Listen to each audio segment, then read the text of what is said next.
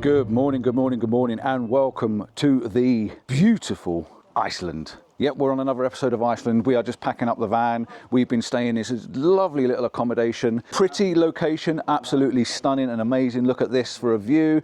We've got a lakeside cottage. We're heading off out. Today's going to be an absolutely epic journey. It could end up in 2 videos, I don't know, but we're heading towards the glacier. We are going towards ice and snow. We can see it over there in the mountains. It's over into the distance, over in the background. That's the direction we're going. We're going into the mountains, we're going into the snow, we're going into the glacier, and we're going to the Diamond Beach. I am absolutely buzzing my ass off today. This is going to be one of those trips that you can't write. It's going to be epic. It's going to be brilliant. We've got sunlight, so I'm hoping the sunlight stays till the end of the day, which means we're going to get some golden colours through the ice. So yeah, let's just see what happens. Miss Marta's smiling. She's happy. She's second out today. She's really rocking this.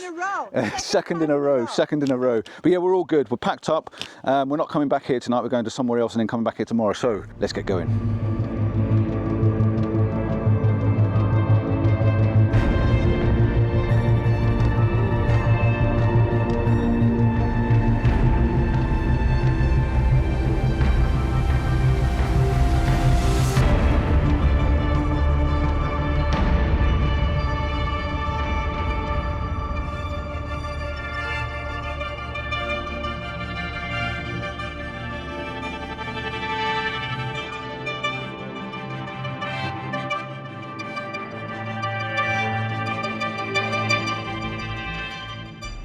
So I have come to one of the first big glaciers. I'm standing in front of this massive ice. I can't even say more than massive. Look at this thing here. This is huge, but it's melting. It is melting. So the plan is to take my camera off my shoulder, put the long lens on and take a couple of shots from a distance. And then I'm going to get up a bit closer to it. And then I'm going to go around to the other side and see it from the other side. But this is something else. So we're just walking down the hill now, coming down the path. There is actually a path. We can't just wander off and go where you want. Something in front of my eyes I have never, ever experienced. I've never seen an iceberg before. And I don't think it's quite dawned on me yet that these are actually icebergs, which is just, I'm blown away. The one that's caught my eye at the moment, before I even get any closer, and it's starting, as I'm getting closer, there's more and more is catching my eye. But the one that's caught my eye at the moment is the big black and white one in the middle. I've taken a shot further up with a long lens, and I've taken a shot as I've moved down with a long lens, but there is a reflection in the water. It's that calm that we've got reflections. So this is going to be really difficult to talk to you. I think what I'm going to do is just enjoy the moment, take in as many photographs as I can, see what I can, enjoy what I can, spend a few minutes with Miss Marta as well, and try not to ignore her because I'm talking to the camera, and I'll switch you back on when I find something that's unbelievably amazing, which is every one of them, but I'll try and just talk to you when I find the odd one.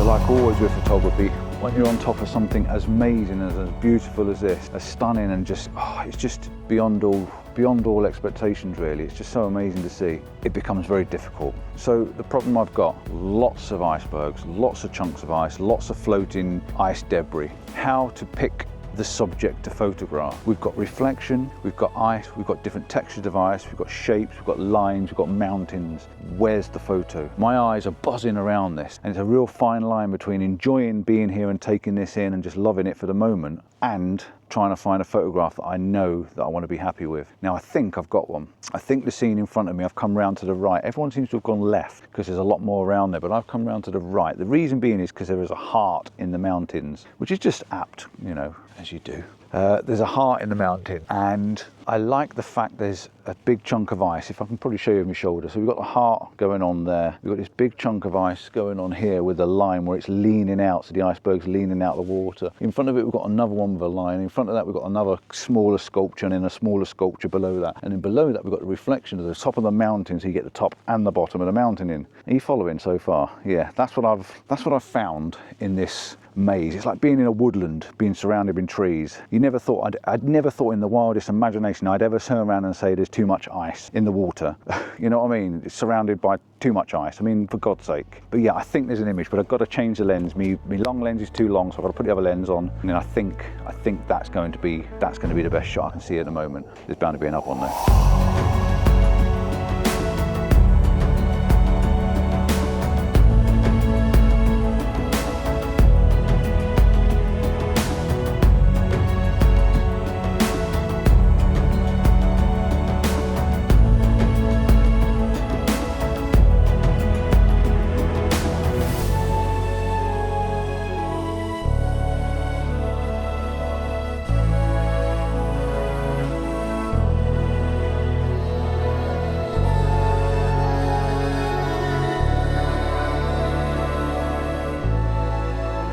So if all this fails, get the tripod out. That's all we've got to do. Slow it down, move the camera around very slowly, home in the composition and try and make it a little bit better, a little bit tidier, a little bit cleaner. So this is my big wide shot, and I'm going to also take one with the whole glacier behind it, but this is the wide shot for now. Now we've got a couple of whatever they're called, not skidoos, are they, the boats that go out and take people out to the glacier, and they've just come in and spoilt the reflection a little bit because the water's now moving, whereas it wasn't before. But I've got this scene in front of me, the same scene that I did before with the mountain, the heart, the lines, the different shapes, and then now, because I'm going horizontal, I've got the black and white one as well, which is it's obviously got the sand and the grit in it from the volcanic ashes and things. So just going to wait for the water to calm down and then the reflection should come back.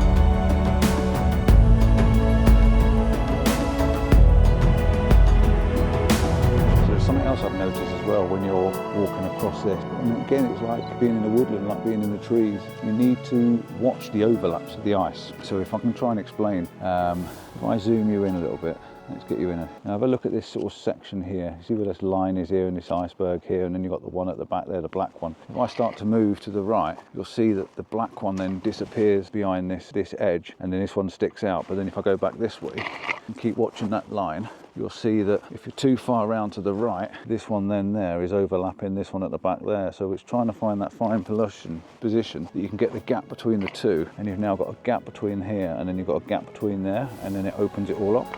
It's not just trying to take a photograph, it's trying to take a photograph that's a little bit better than the others.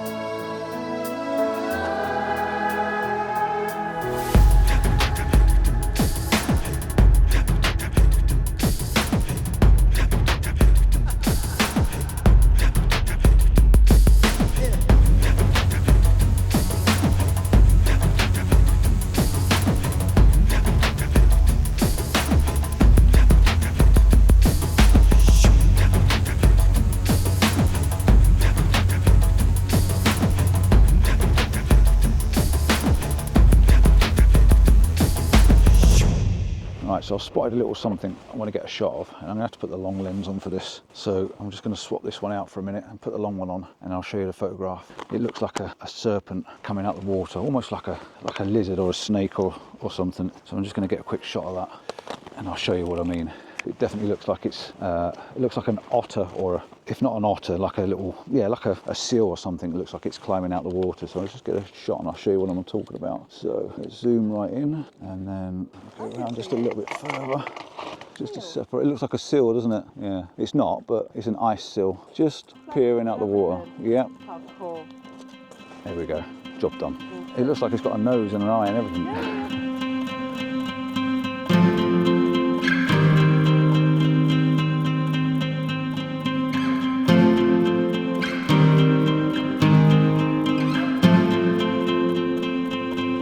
So I've got another shot set up, come around the other side a little bit more now, so the glacier is right in front of me, and I've got lots of overlaps, you know, contradicting to what I'm saying, but if you look at this image, I've got 1, 2, 3, 4, I've got 5 icebergs sitting on the shoreline, and I'm going to go and touch one in a moment, sitting on the shoreline, and then I've got the glacier wrapping down from the top left-hand thirds, wrapping down into all the ice. We've got the reflection, the calm water, but these foreground, it's the elements now. You're going from foreground, midground and background, everything's together, f8, and just take the shot. It's so easy to get a good shot here. It's just, you can't go away with something that's not good. It is just so nice. But this, if the other guys didn't get this, this tells the whole story, and you have to be facing that direction to get all the glacier in the background. The only difference is the change of light. So as the light changes on the background, it's just trying to get the best bit of the light side, you know, shining onto the glacier. But yeah, this is definitely a storyteller.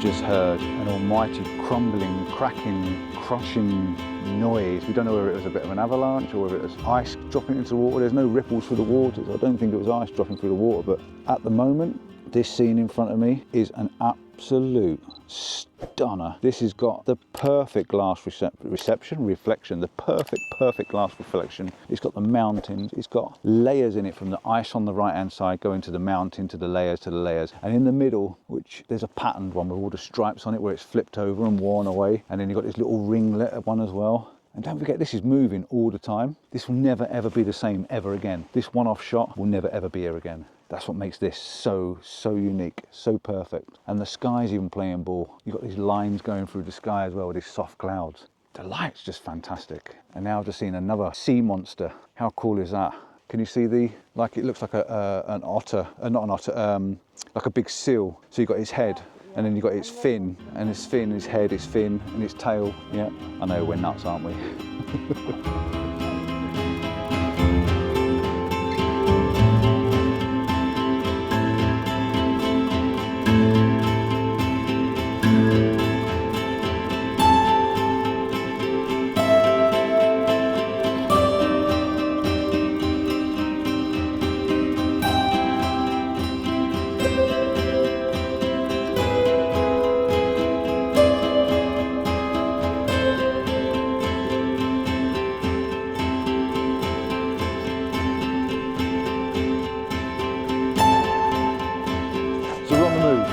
I've lost the group, they've all gone off around the other side. I came to have a look at the reflections on this side, and it's funny, we've just been stood there, and I don't know if I was talking when I had the camera rolling, but the water level rose by about 8 inches. So I'm guessing something may have fallen off into the water, and it just lifted the level of the water up and then went back down again. But it was really eerie and creepy to watch it doing it in front of you. So you can imagine when one of these massive, huge icebergs fall off. Wow, that must be a sheer sight to see. And again, order in the chaos. It's trying to make order out of all of this. I can take pictures of all the icebergs, but am I going to get anything that's interesting? More than the first few? Probably not. So we're going to go around the other side and have a look around there, see if there's anything around that side.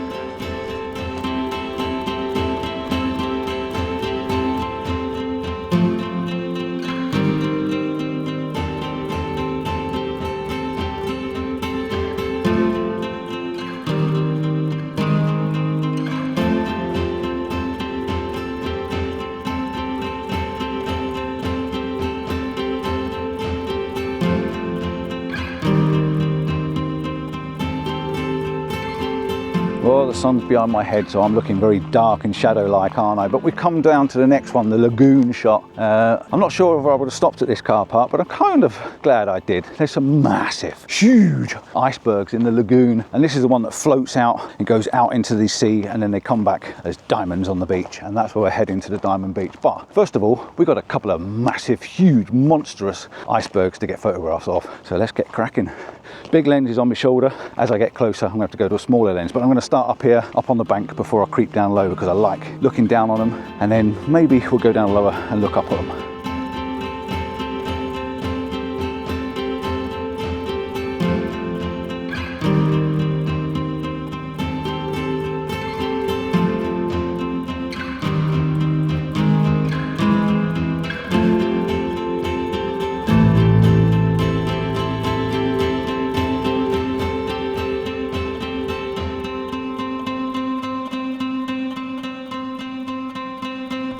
So I've obviously taken the wrong path. Everyone else has gone down. I don't quite know how they've got down there, but I'm at the top. I've got these nice lines and stripes in this big iceberg, and the one out the back there, there's a little bit of reflection, but we just had a boat come through and just rippled up the water a little bit. It's good, but it's not as good as the last beach with all the little icebergs. I think I prefer that more. This is quite nice, but I'm also liking this sort of with the long lens on, I think. I don't know whether I'm going to like it from the lower or not. I suppose at least with the lower you get some height, you know, where it's sticking up out the water, but I don't know. If I can find the path, I will, but I've walked all the way down here now and there's no path down that way. What a bugger.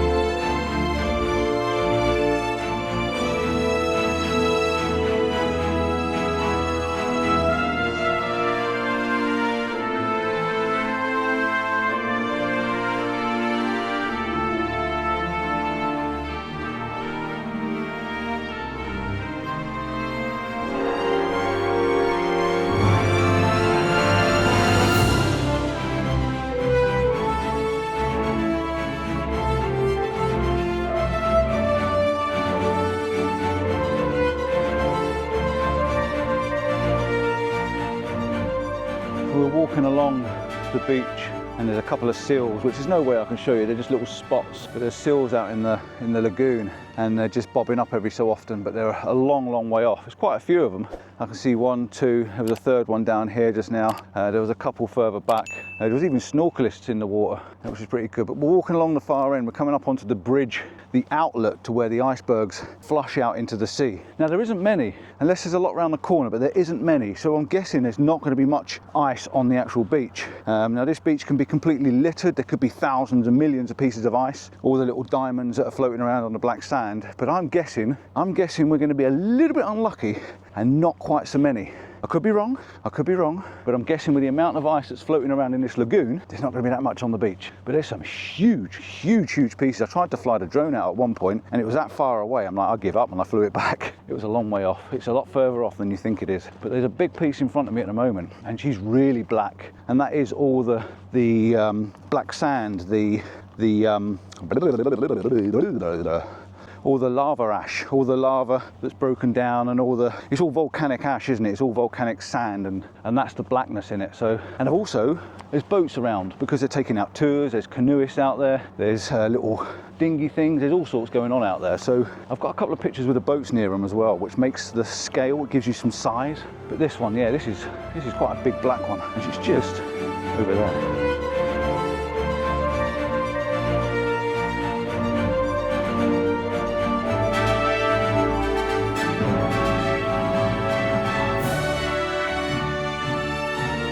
So we are going to get another shot here, I think, because the glacier is behind this lot. So I'm going to flip my lens over. I'm going to get a shot of this because this is a magnificent scene with all the different layers going out and all the different colours and the stripes. The seals are playing and bobbing around. And we've got ice. So we've got ice coming back into the lagoon just down there as it's floating back in. There's the tide and the currents pushing it back into the lagoon. Didn't quite make it out this time. I'm sure it'll get out there next time.